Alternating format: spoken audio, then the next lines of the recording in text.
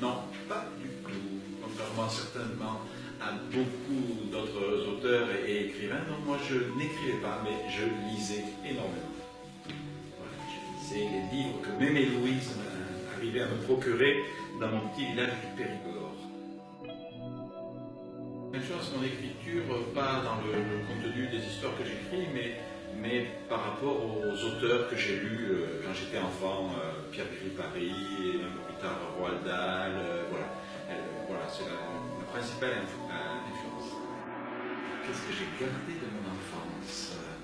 Ah, l'amour des champs, de la campagne. Moi j'ai une enfance agricole, paysanne, et j'ai gardé cet amour-là de la nature, des animaux et aussi des gens. J'ai eu une enfance en réalité très très heureuse. Voilà. Ah, le déclic pour moi il est simple. J'ai 35 ans, j'ai pas écrit une seule ligne, j'ai lu des milliers, des milliers, des millions de lignes.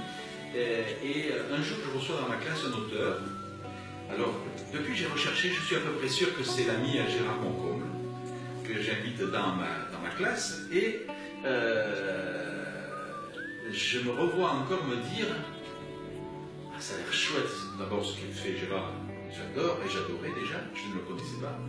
Et je me dis, mais écoute, toi qui adores raconter des histoires, toi qui as toujours été dans le milieu ou avec les enfants, etc.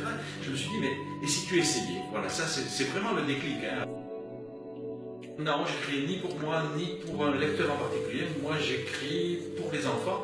Et alors, peut-être je vais vous choquer, mais j'ai essayé d'écrire pour être lu. Alors, on peut peut-être écrire pour une thérapie, ou on peut écrire pour un public particulier. Non, moi j'écris pour raconter des histoires, pour être lu, pour essayer de donner envie de lire aux enfants. C'est peut-être un peu prétentieux, mais... Bonjour à tous et ravi de vous retrouver pour une nouvelle leçon de production écrite. La vidéo que vous venez de voir vous a sûrement donné une idée sur le titre de notre leçon d'aujourd'hui. Bien sûr, c'est l'interview. La personne interviewée, vous la connaissez parfaitement durant toute votre année scolaire. C'est Régis Delpeux. Voyons maintenant qu'est-ce qu'une interview. L'interview est un genre journalistique qui nous permet de connaître l'expérience, le point de vue d'un personnage connu ou expert dans un domaine. Il s'agit donc de l'action d'interroger, c'est-à-dire ce qu'on appelle l'intervieweur, c'est celui, l'animateur, le journaliste, et d'être interrogé, ce qu'on appelle l'interviewé. Donc, il y a l'intervieweur, celui qui interroge, et l'interviewé, celui qui est interrogé. Son but peut être journalistique pour informer le public des réponses de la personne interviewée, c'est-à-dire interrogée, ou encore de conférences de 2 ou plusieurs personnes pour traiter ou résoudre une affaire, par exemple. Les interviews se rangent en 5 catégories. Tout d'abord, l'interview explication.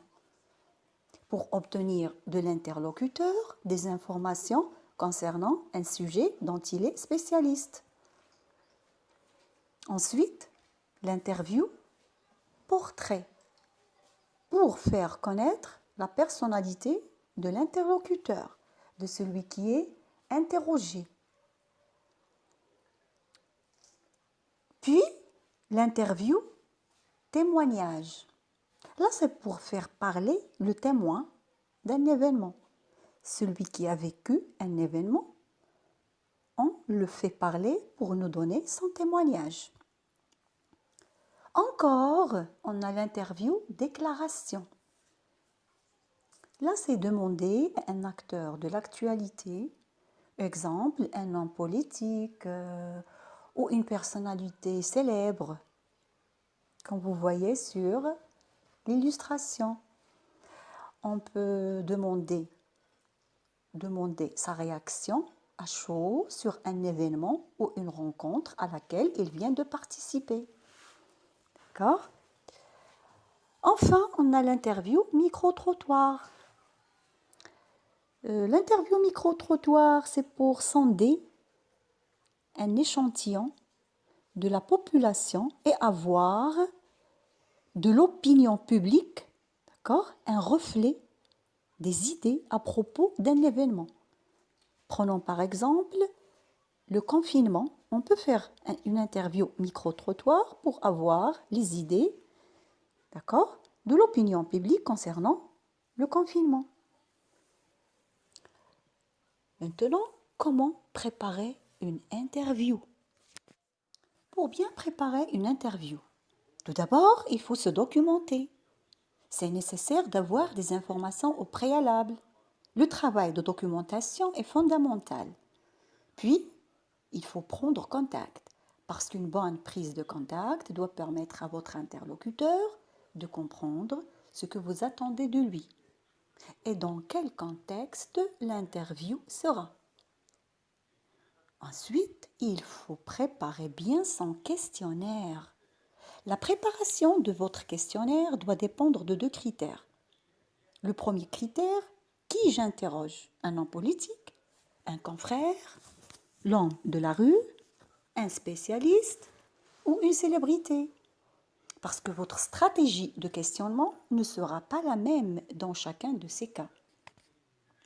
Deuxième critère, c'est pour quel usage l'interview?